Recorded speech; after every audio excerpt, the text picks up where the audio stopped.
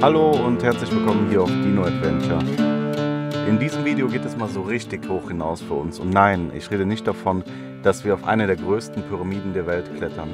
Die Spitze der drittgrößten Pyramide der Welt, die Sonnenpyramide der Azteken von Teotihuacan, liegt nämlich gerade mal bei 2300 Metern über Null, während es für uns schon bald noch um einiges höher hinausgehen soll.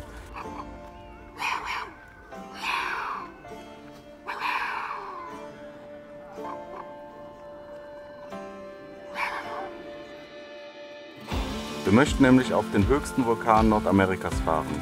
Dessen Gipfel liegt bei über 5600 Meter über dem Meeresspiegel. Ein Abenteuer für uns und unseren Dino, welches wir uns nicht entgehen lassen möchten. Wie hoch wir es tatsächlich schaffen werden, dazu dann später in jedem Fall noch mehr.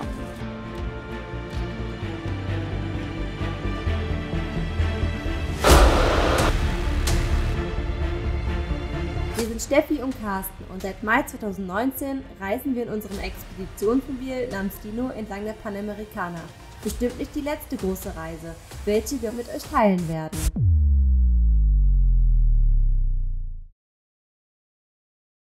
Wir sind auf dem Weg nach Teotihuacan, eine Stadt im mexikanischen Bundesstaat Mexiko, wo man eine, ja wenn nicht gar die bedeutendste Ausgrabungsstätte auf dem amerikanischen Kontinent besuchen gehen kann.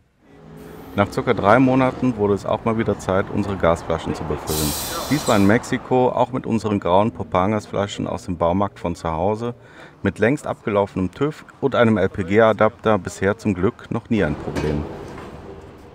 Für die Nacht haben wir es uns neben einem Fußballfeld und gleich am Eingang der Pyramidenstadt gemütlich gemacht. Und ich hatte die Chance, in der Abenddämmerung nochmal die Drohne steigen zu lassen.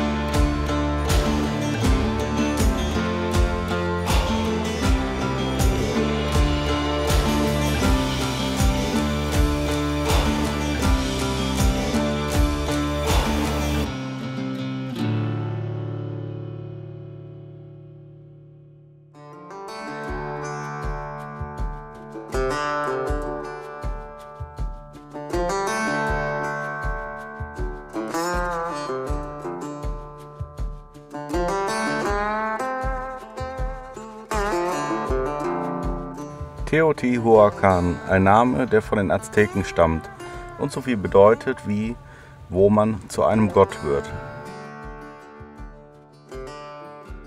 Hier sollen zeitweise bis zu 200.000 Menschen gelebt haben und die Stadt war das wichtigste Zentrum für Kultur, Wirtschaft und Militär auf dem amerikanischen Kontinent.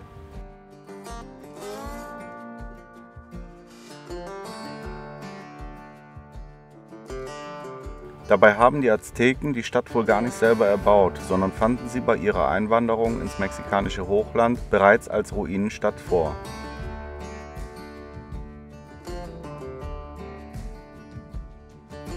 Noch heute birgt die Stadt mit ihren archäologischen Funden aus verschiedensten Epochen einige Geheimnisse, welche von der Wissenschaft bis heute noch nicht vollständig erklärt werden konnten.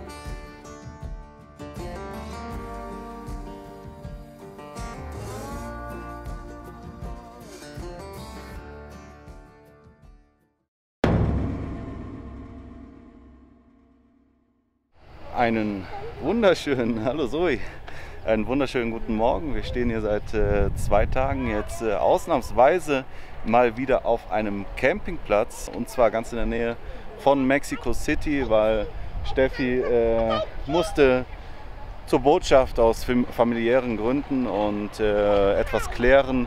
Da ist das hier echt ein perfekter Platz. Wir sind in einen Bus eingestiegen und waren in einer Stunde in der Stadt und das Ganze hat nur 2 Euro pro Person gekostet, das Ticket.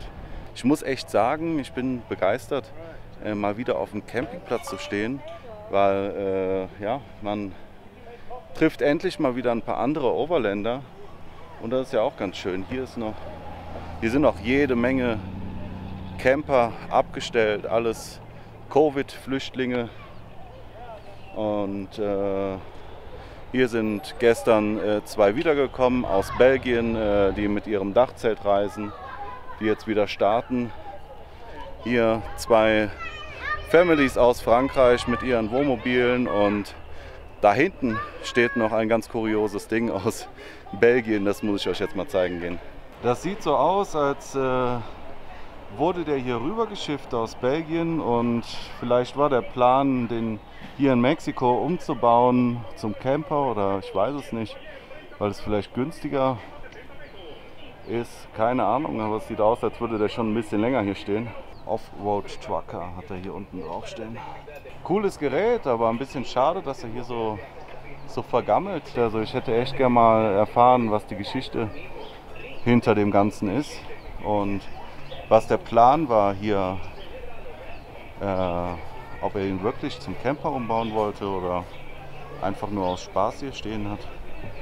Ja, wenn einer von euch das Fahrzeug kennt, vielleicht ja sogar den Besitzer hier zufällig kennt, schreibt doch gerne mal in die Kommentare. Würde mich wirklich brennend interessieren. Hier steht noch ein interessanter Truck, Van, auf jeden Fall ein 4x4 aus Australien. Unglaublich. Aus Australien haben wir auch noch niemanden getroffen. Sind auch schon viel rumgekommen. Aber das Fahrzeug sagt mir auch gar nichts. Habe ich noch nie gesehen. Hier ist auch Aufbruchsstimmung. Der Pop-up wurde gerade runtergefahren. Wir leben hier übrigens schon seit fast einem Jahr zu viert drin und das funktioniert auch. Ja, war auch mal wieder gut oder ganz angenehm, dass wir hier direkt einen Wasseranschluss hatten. Dann konnten wir heute Morgen richtig schön lang duschen. Strom haben wir auch hier, dann konnten wir die Batterie mal wieder durchladen. Wir hatten nämlich die letzte Zeit ein bisschen Problemchen mit unserer Batterie, weil wir viel im Dschungel standen, im Schatten unter den Bäumen und es ist jetzt auch ja, Winter halt. Die Tage sind relativ kurz und wir haben die Batterie, ich glaube, schon 3 Wochen lang nicht mehr ganz vollgeladen bekommen. Jetzt ist sie wieder einmal durchgeladen und es kann weitergehen.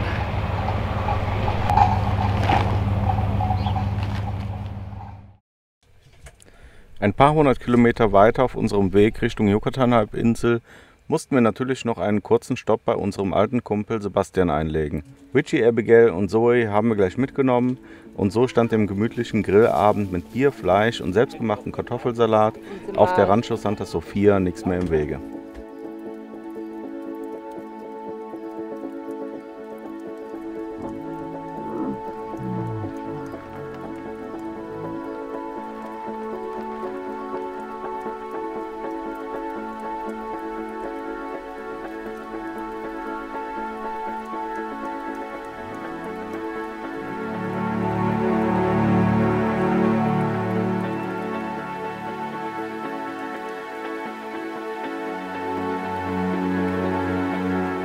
Gleich am nächsten Tag ging es für uns dann schon wieder weiter. In Puebla haben wir noch einen kleinen Zwischenstopp eingelegt, um dort den Safari-Park zu besuchen. Hier kann man mit seinem eigenen Fahrzeug durch die Wildtiergehege fahren und die Löwen, Giraffen und Co. aus dem eigenen Fahrzeug raus beobachten. Ein absolutes Highlight, besonders für Zoe und Steffi. Nee, ein Bär, ein Bär! Ein Bär? Ein Bär! Ah ja, wir fahren da jetzt sowieso rum.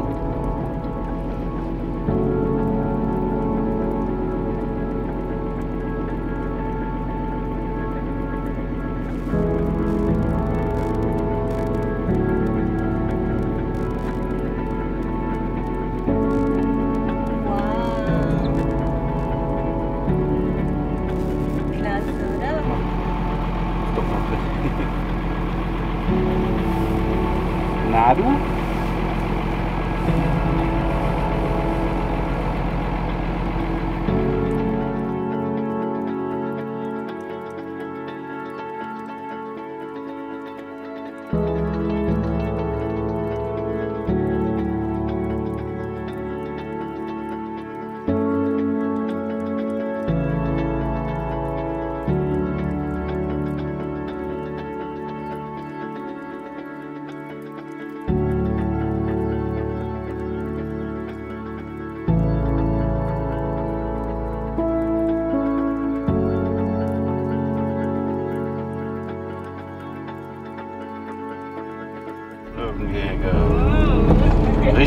Dschungelschleuse hier.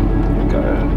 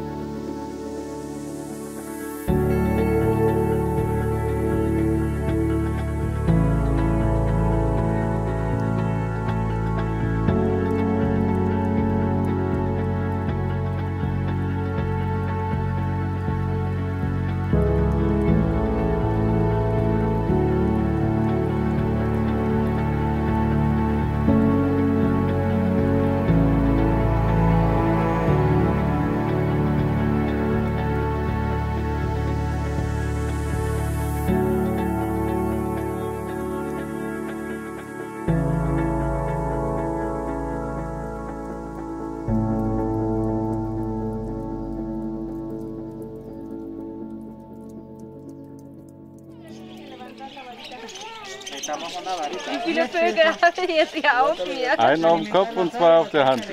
Ah, jetzt hast du 3.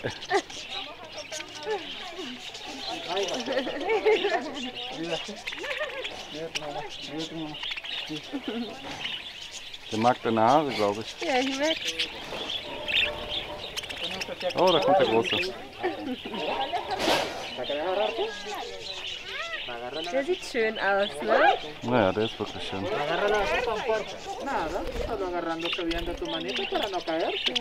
Der rote sieht mega schön aus, ne? Mhm.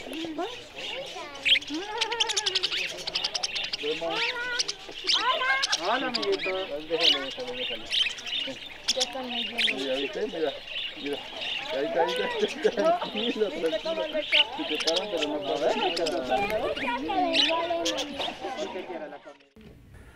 Nur wenige Kilometer weiter haben wir dann noch einen schönen Übernachtungsplatz am großen See von Puebla gefunden. Cecina gerade eben eingelegt mit ein bisschen frischen Rosmarin, was wir aus dem Garten vom Zoo geklaut haben. Na, ein kleines Stängelchen. Knoblauch auch wieder und Salz, Pfeffer, Paprika. Wait, Zoe. Ja? Das kommt jetzt auf den Grill. Okay. Wir haben jetzt gerade kleinen Besuch, die Zoe. You're having fun here? Ja. Yes. Sie mag mein Küchenhandtuch, warum auch immer. Die Kleine hüpft hier bei uns auf dem Bett rum die ganze Zeit und spielt mit Steffis Teddy. Und dem Küchenhandtuch. Und dem Küchenhandtuch.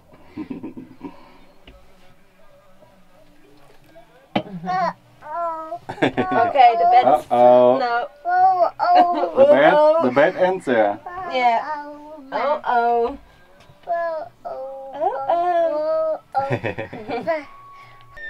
Oh Leute, das könnt ihr euch nicht vorstellen. Da sind so viele Mücken. Ich glaube, das haben wir noch nie gehabt. Ich glaube noch nicht mal in Kanada. So übel. Also in Mexiko hatten wir es auf jeden Fall noch nie.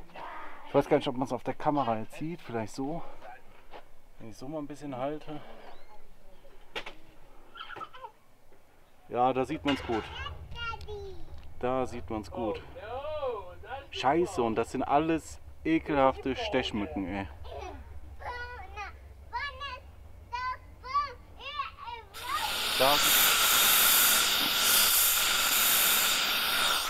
Oh, das bringt gar nichts. Hä? Die Mücken. Die Mücken. Ja, die gehen wieder. So, Portobellos. Boah, ich falle hier fast vom Stuhl. Nee, so viel habe ich noch nicht getrunken. Nein, Das liegt nur an der Schräglage hier. Und die Zoe klaut uns hier die der ganze ist noch Zeit die leer. Sachen vom Tisch. Richie muss mal gleich Eiserne wieder Reserve angefangen. ein bisschen übertreiben hier. Ne? Ja, so. Ja, so muss das. So gehört sich das beim Meet Around the World Genau, Show. man will ja nicht mit Hunger ins Bett. Leider noch ein bisschen gefroren, ne? Ja, das ist gut. Aber das geht schon. Ist gut, ja, sag ist gut. Ja, was? Okay. Ja, genau. Polizei kam vorbei, hat aber nur gewunken. Scheint in Ordnung zu sein. So haben wir es doch am liebsten. So Ribeye sieht das on the gut grill. aus. Sehr geil.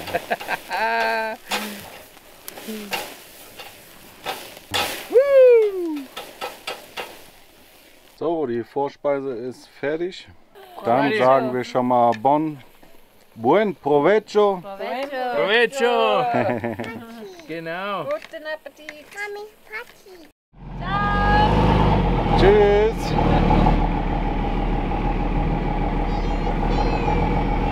See you soon.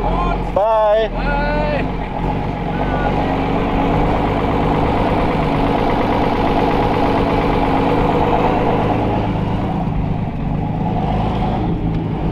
So, auf geht's jetzt für uns zum höchsten Gipfel Mexikos. Das ist er auf jeden Fall. Ich glaube sogar noch ein bisschen mehr. Da bin ich mir noch nicht ganz sicher. Und da liegt gewiss Schnee. Wir haben ihn aus der Ferne schon mal gesehen. Ganz schön laut der Dino jetzt, wenn das Fenster unten ist. Wir haben ihn aus der Ferne schon mal gesehen. Der Gipfel ist voll mit Schnee. Ich glaube nicht, dass wir bis ganz nach oben können, aber mit der Drohne werde ich gewiss mal fliegen. Wir haben so ungefähr bei 2100 Metern übernachtet in Puebla, haben uns auch die letzten Wochen schon ganz gut an die Höhe gewöhnt. Wir waren immer so zwischen 2.000 und 3.000 Meter unterwegs. Aktuell sind wir auf 2.160 Metern und fahren langsam bergauf.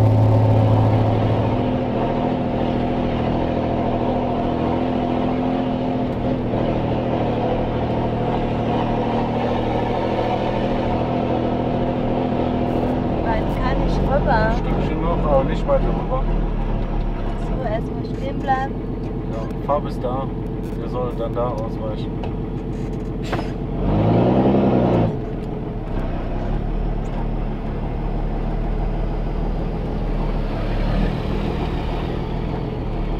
Echt nicht. Was? Die grüßen ja echt nicht.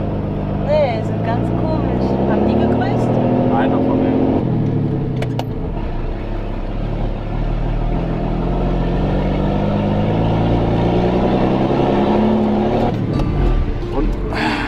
Bleib doch im ersten, ich hab's dir doch gesagt. Was ist denn los mit dir? Wir sind schon auf 3200 Metern. Ja. Mal schauen, wie hoch wir noch kommen. Ja Mann, nee, bleib doch jetzt mal im ersten. Aber Ja. Ja, wenn wir denn mal auf 20 km/h kommen würden, wäre ja schön.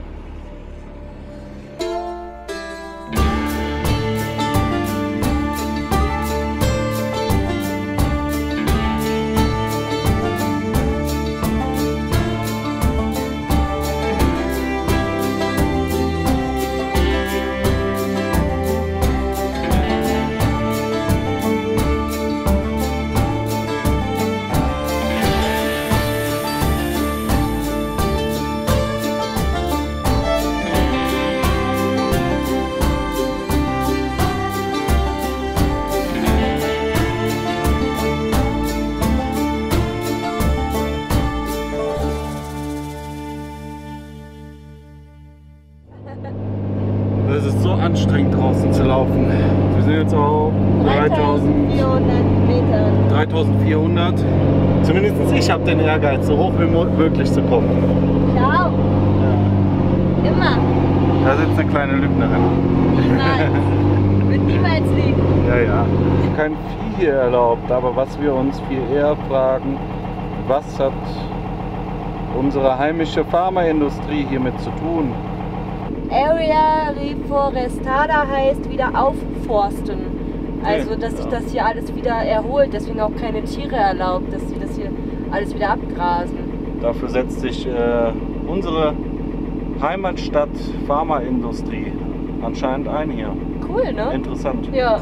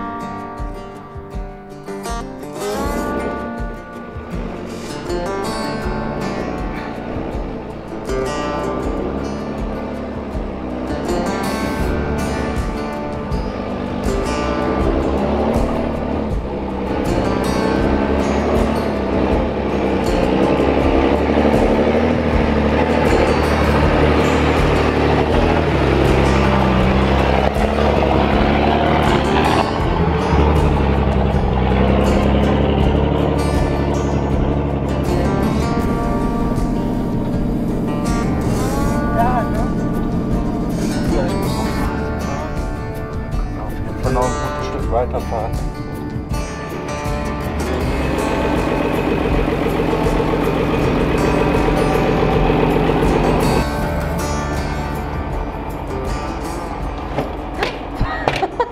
Ups. Verlassene Hütte. Wenn ihr den Sticker findet, macht ein Foto und schickt es uns. Kannst sogar wetten. Also wenn uns die Nacht zu kalt wird und unsere Heizung ausfällt, Ja, klar. können wir hier im Kamin Feuerchen machen und hier auf den Wäldern pennen. Sogar ein Bad. Da noch eine kleine Kapelle oder ein Scheißhaus oder so. Oder? Komm, lass lieber mal. Nix. Plumpsklo.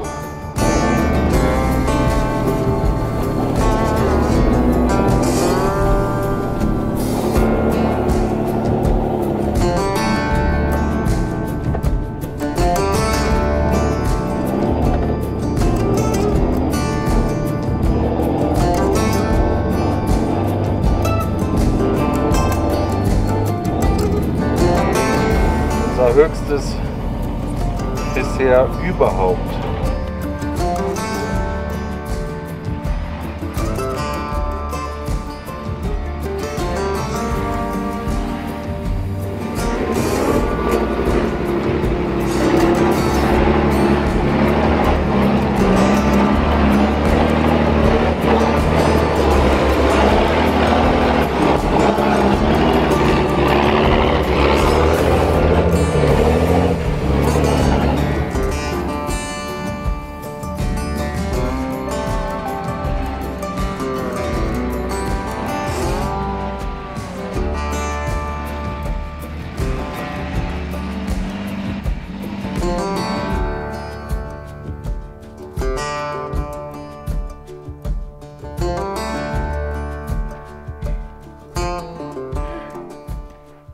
Schon krass.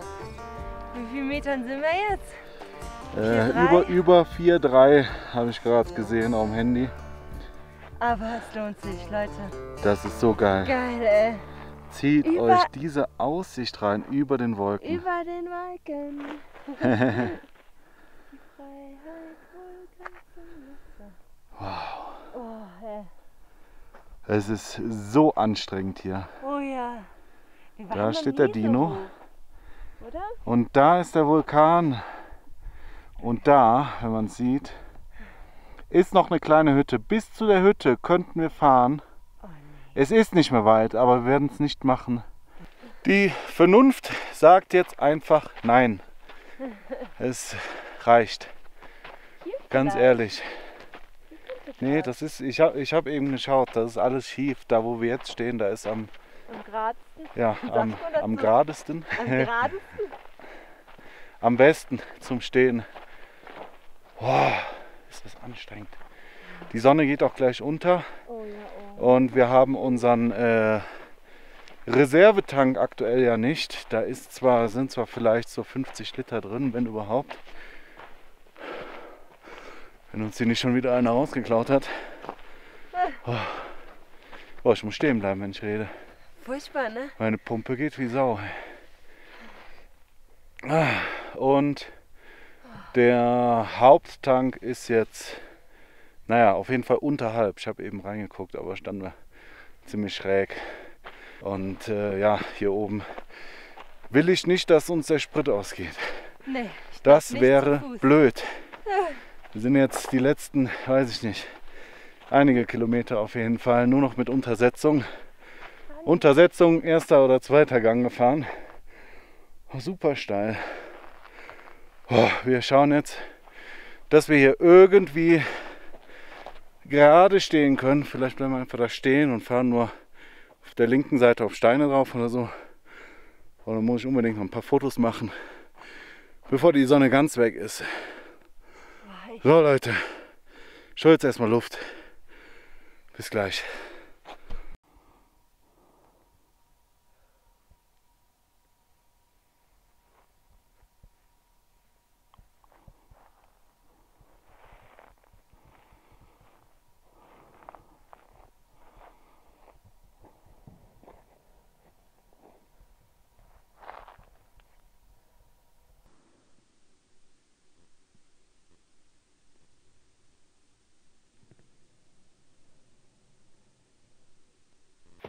Also den hier vorne? Aber vorne hinter den Reifen. Hinter? Ja.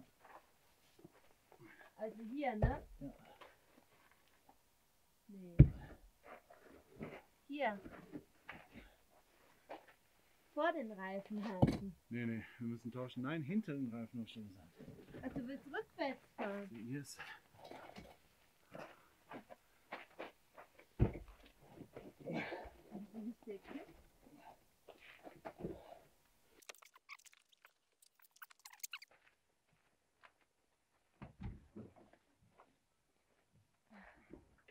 Oh wow, guck mal die Sonne. Warte.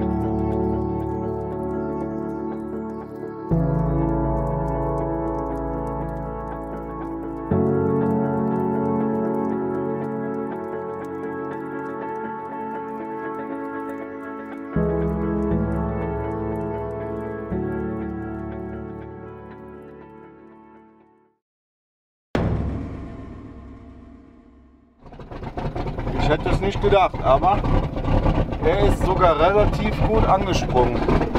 Jetzt kämpft er sich gerade noch ein bisschen auf Drehzahl und qualmt ordentlich. Uiuiui. machen, ey. Boah. Ah, es geht schon. Da ist er, da ist er. Vielleicht fragt sich jetzt der eine oder andere, warum wir nicht mehr bis zur Hütte gefahren sind und auch die letzten knapp 1000 Höhenmeter nicht noch bis auf den Gipfel hinaufgeklettert sind. Nun ja, abgesehen davon, dass wir eh nicht so die Sportlichsten sind, hatten wir beide über Nacht starke Kopfschmerzen bekommen und waren recht froh, als es wieder hell wurde und wir so den Rückweg antreten konnten. Leaving all my worries, I prepare for something new. Whatever it was that held me back, I'm sure it wasn't true. Holding on too long and unresolved questions hold you down. What could have been a friendly smile has turned into a frown. I'm moving on and on, on and on. I'm moving on and on, on and on. I'm driving in my car. The road is long and full of dust. The landscape changes around me. On and on, I feel immersed. Whatever happened to me happened for my highest good. I read that in so many books, now it's almost understood. I'm moving on and on, on and on. I'm moving on and on, on and on.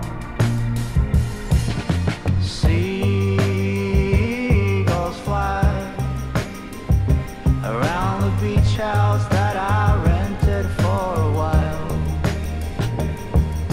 You can try to find my number or my FBI file.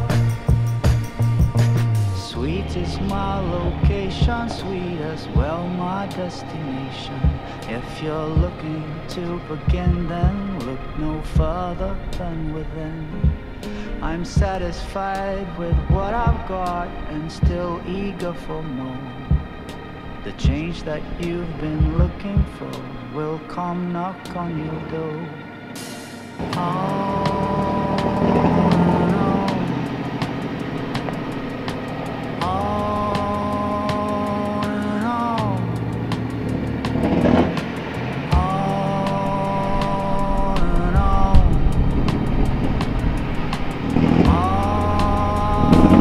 and on.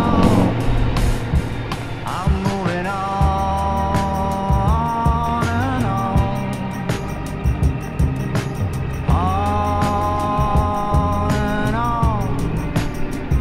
I'm moving on and on. I'm moving on. I'm moving on.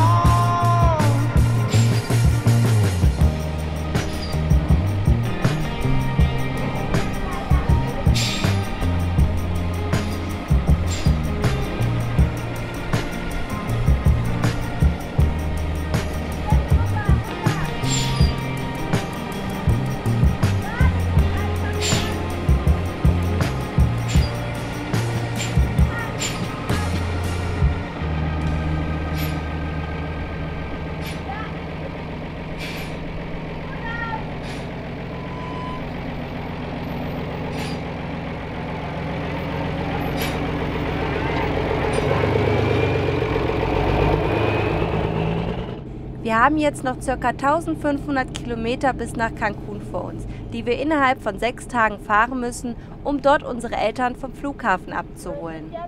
Unter anderen Umständen hätten wir uns eventuell noch ein paar Tage an die Höhe gewöhnen können und wären dem Gipfel vielleicht noch ein wenig näher gekommen.